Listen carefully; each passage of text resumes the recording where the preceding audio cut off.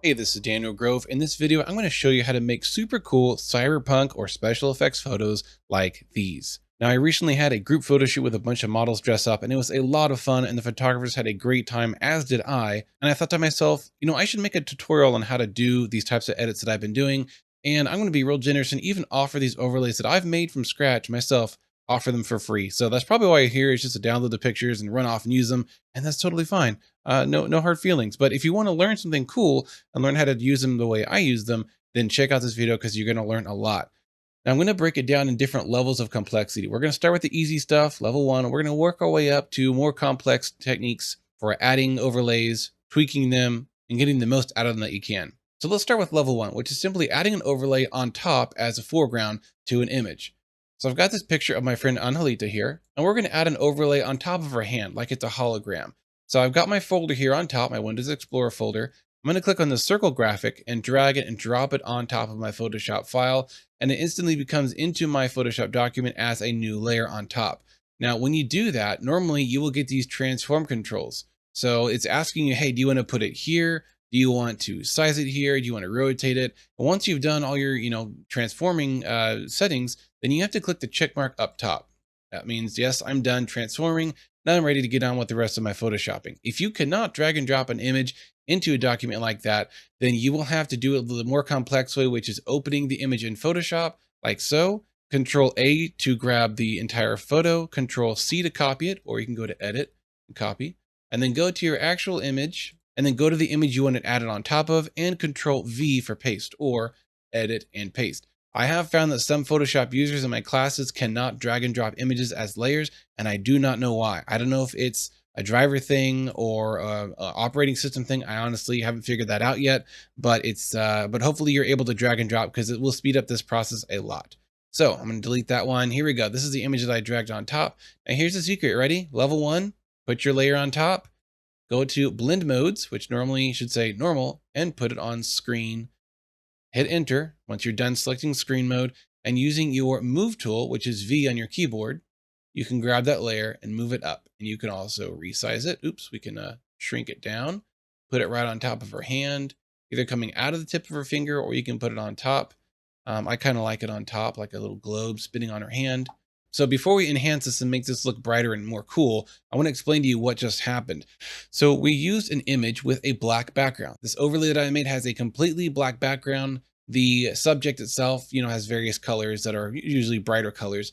And when we put it on screen blend mode, that basically takes any color pixel below 50% gray, which is the darker half of the image, and it makes it essentially transparent. So I usually just say all the black pixels go bye-bye, and black and darker above that. So it only leaves the bright half of the photo, which is glowing lights, sparkles, embers, lens flares, or in this case, a hologram projection. And that is very handy for the types of edits that I do. In fact, almost all of my cool photos use this very simple technique of dragging an overlay, putting it on screen mode, and positioning it into my photo. So before we move on to level two, I will show you a way to make this a little bit more intense, and it's simply by duplicating this layer on top of itself. You can do that a few different ways. You can right click on your overlay and go to duplicate layer and clicking OK. And now we have two, one's on top of the other one, and it makes it twice as bright. You could do it again and again, if you really need to crank it up. Now, the best types of photos that work for this types of edit is ones with a darker background. This background is kind of in the middle. It's about in that 50% brightness. There's some bright, there's some dark. It's not very dark. So we do have to kind of layer up these holograms to really make it pop. So if you're photographing images that you want to use overlays on, darker backgrounds and darker subjects work better. All right, let's move on to level two. What if we want to use an overlay, but we want to put it behind the subject, not on top of them as a foreground, which is what we just did? Well, I've got an easy trick for that as well. Make sure your layer is selected with the person on it. Go up to your select menu, go down to subject, and Photoshop will do its best to find the edges of your subject, which is usually the person in your photo. Now, I found that Photoshop is about 80 to 90% perfect at this. It does a great job as long as you have enough contrast and difference between your foreground and your background, or your subject and your background. So if you light your scene well with, edge lighting and background lighting or different colors, you have good enough contrast and good focus, then Photoshop has a lot of detail to work with in order to pick out what's the subject and what's not. So I really love this feature. It allows me to do composites so much quicker. And I use it a lot for various things, even retouching and stuff like that. So anyway, now that we've got the foreground selected, we see our marching ants going around there. It's got a pretty great selection around her body. We are going to duplicate this image layer over here, duplicate, and click, you can just name it foreground if you want to label it. Click OK. There we go. So now our selection is still there, which is good. And here's the trick. Now here's the trick right here. Click on the mask button right here. This is going to add a layer mask to the foreground layer. And now our selection is gone. But if we look over here, see this black and white image? Her body is white and the background is black. That is a layer mask. So if I hold Alt, I'm on Windows. On Mac, this would be Option. But on Windows, if I hold Alt and click on that layer mask, this is the layer mask. So whatever is white is still visible. It's opaque or, still there. Black, however, is temporarily erased or transparent. So if I go back to normal mode by just clicking on any layer here, and if I hide, click on the eyeball, if I hide the background, look, we have almost perfect edging, which is a really, really big time saver. I mean, this would have taken a long time to do, manually brushing myself. So yay for saving time. So now that we have my friend Paige on the foreground, we can add stuff in between these two layers, which will essentially put it on the back wall. So let's grab another overlay and drop it in. Yeah, I'm going to grab this red and blue one, drag and drop it on top of her. I'm going to rotate this. If you put your mouse just outside the corners, you see the cursor turns to like a bent arrow. That means rotate. So if you click and drag, you can rotate it. And if you hold shift while doing that, it does 15-degree increments. So you can get a perfect 90-degree. Another trick for resizing and transforming is if you grab the corner edge, you can drag it up. But if you hold Alt while doing that, or Option on Mac, it moves it from the center, which just saves you some time. So I'm going to expand it from the center, make sure it fills all the way to the edges, hit Enter to confirm that I'm done. And that looks pretty awesome, honestly. This looks cool on its own, but it's not the look I'm going for in this tutorial, so that'll just have to wait for later. I'm going to put this on the magical screen mode, and there we go. That looks pretty cool. All right, now we're ready for level 3. This is when we're going to add some more realism to a fake background. Now, this looks cool, but it's obviously Photoshop. Why? Look how sharp these details are. Hard, sharp edges, but the background behind it is a blurry metal wall. We can see the blur. We can see the bokeh, and it's just not in focus. So if this is going to be a real background behind her, it should be blurry too. So that's level 3. We're going to add some real bokeh or depth of field to our fake scene. So with your overlay selected over here, I'm going to go up to Filter, Blur Gallery, and Field Blur. I like using these instead of Gaussian blur because you have a few additional options. Now you can draw different blur points. So like you can have this side, blurred to like 12, and then over here blurred to like 32. So you can really simulate depth of field that way if you want to get detailed. You don't have to do that. You can just do one and just turn it up or down for the whole image. But over here on the right panel, blur tools, you can turn the blur up and down for the whatever handle you have selected. But down below that in the effects tab, this is where the real money is. You can add bokeh. So I'm going to move my light bokeh all the way up to 100%. Can't really see anything yet because these handles are these threshold light range thingy needs to be turned down so it can detect more of it and turn it into a bokeh. Now, the more you blur any of these handles, the bigger the bokeh is going to be. I'm going to turn these up a little bit together. There we go. Cool. You also, other than light bokeh, you have bokeh color.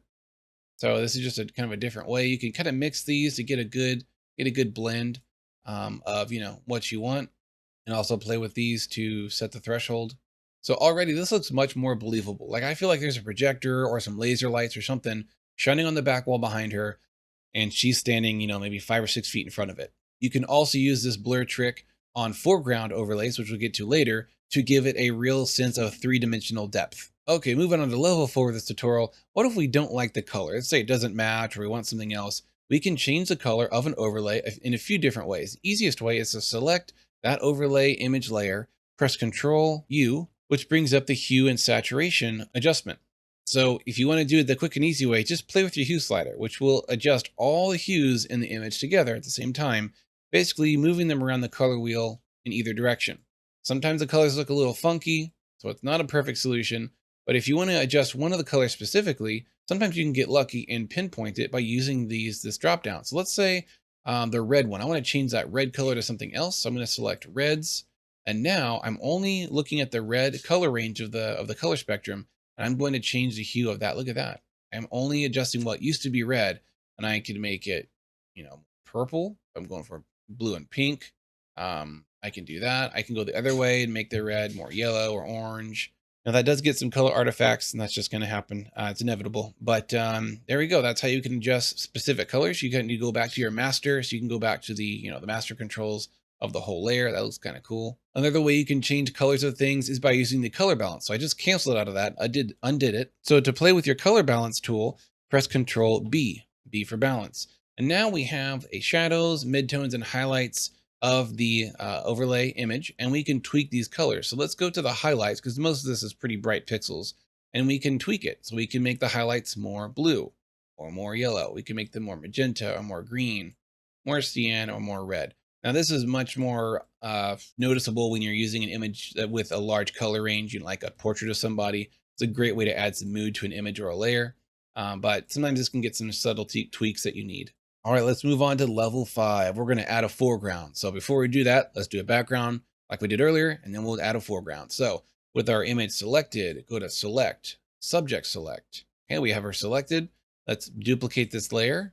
Right click and duplicate, click OK. Click on the layer mask icon. There we go.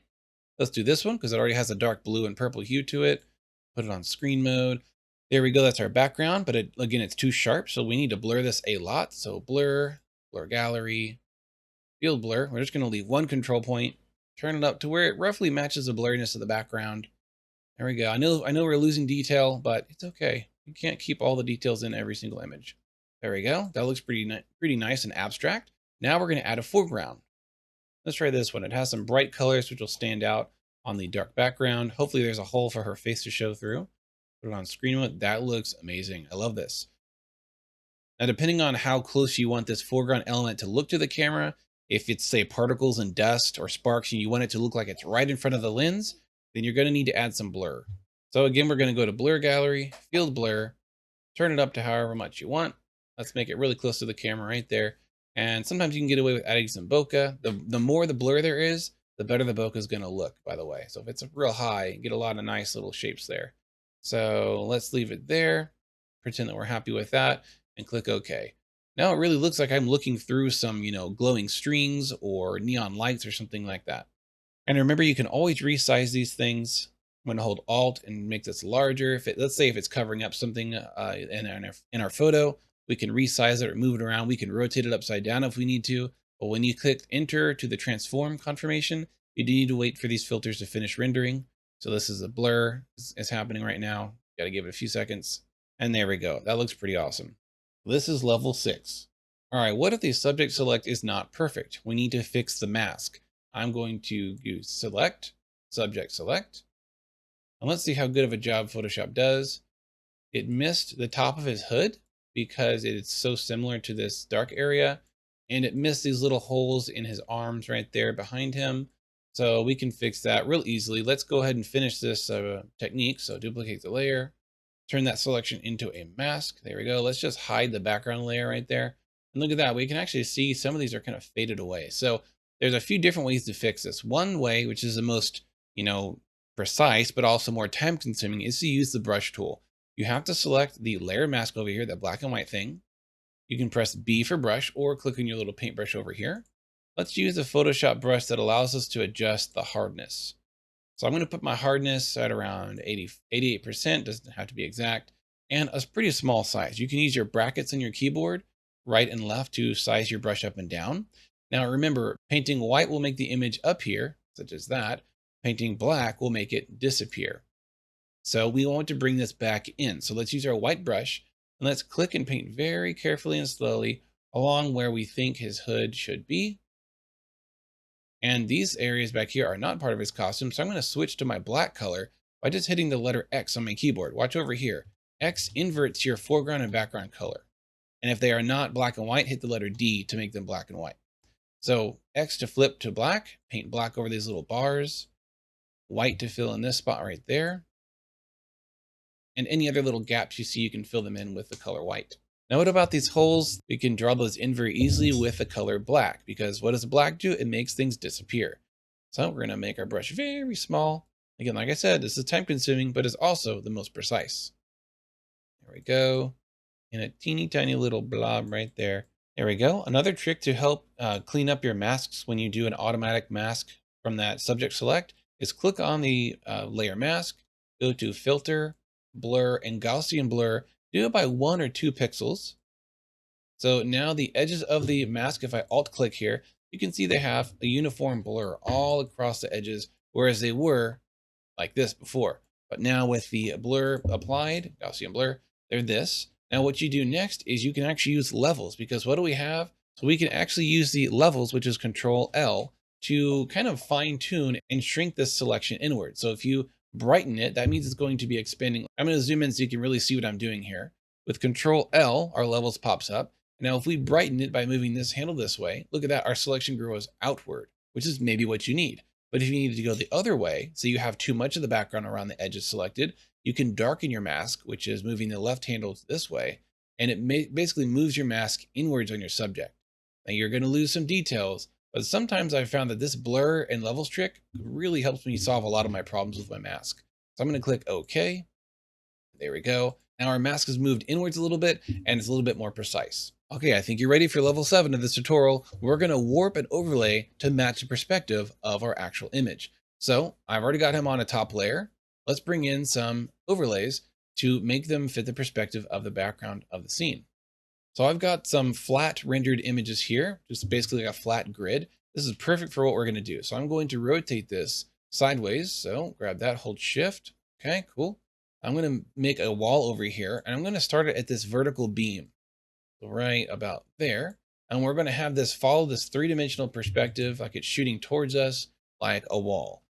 So I'm going to zoom out, use my V key. And if you do not have these handles, I should have said this earlier, but if you don't have these handles visible over your layer, you need to turn on this show transform controls on the top when your move tool is selected. Okay.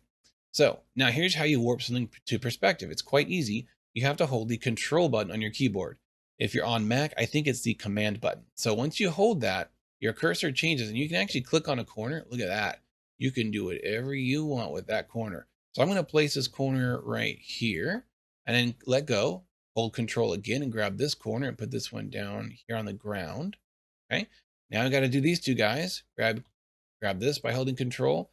And the corner that this is matching up to is not on the photo. It's not visible. So we're just going to have to sort of eyeball it somewhere around up there. And then here, make sure it matches perspective. There we go. And we still have a gap here. We can zoom out a little bit more. Z and then click and drag out. V for move.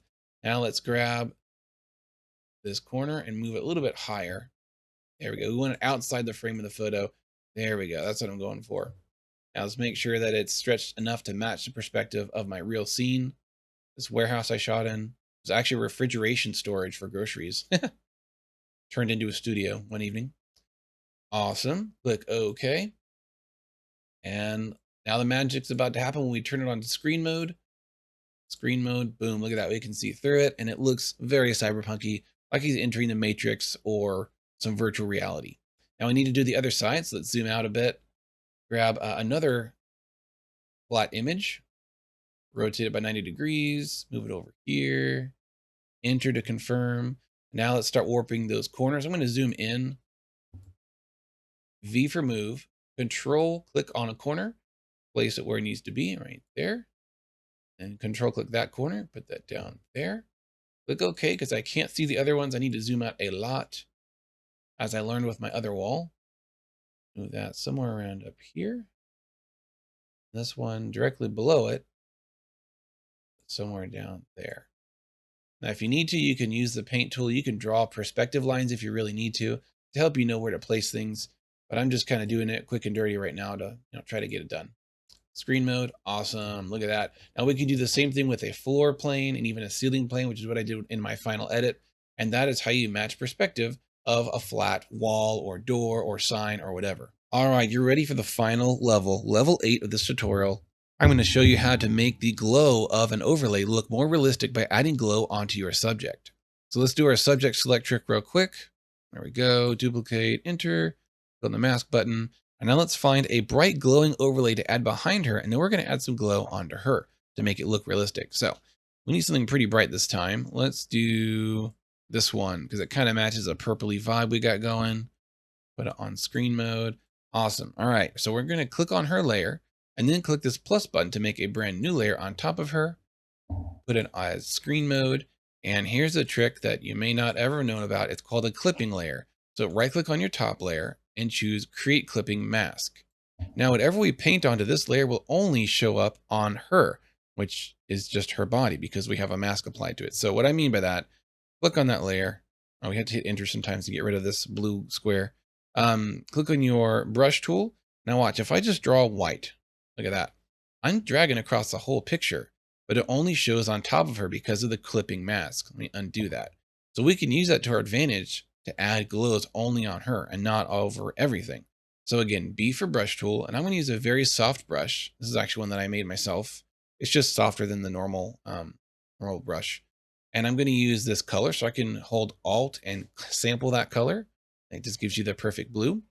And I'm going to click a few times. Oh, before I paint, I need to put my transparency of this brush down so it's not solid blue like this.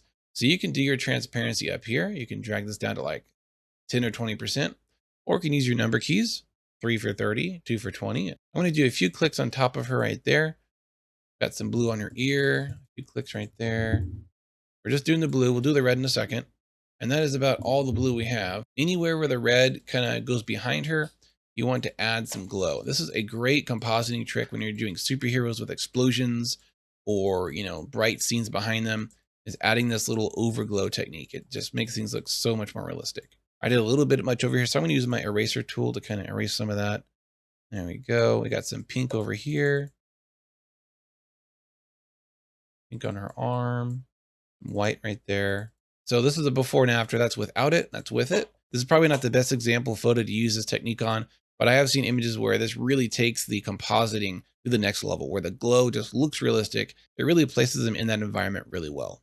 Check out this image that I did for a Comic-Con where I had an explosion layer behind the subject, and I used this overglow technique to make it look like the explosion was very bright and that the light was coming from around her and from behind her. I thought it made it look much more realistic. So this is a better example of this technique. So I hope you enjoyed this video. Hope you enjoy my images. I'd love to see what you make with them. If you have any questions or if I screwed up anything or maybe skipped over something in this video, which I inevitably always do, comment down below and let me know what I can help you with. Thanks again for watching. Please subscribe to my channel and have a great week.